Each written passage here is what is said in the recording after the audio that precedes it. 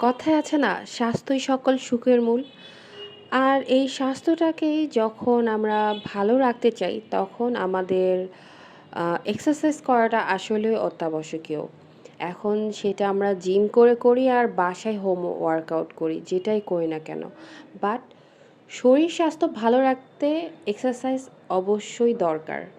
And আম আমি gym করি। আমার জিম করার সেই সুযোগ আছে, সময় আছে। সেই কারণে আমি জিম করি।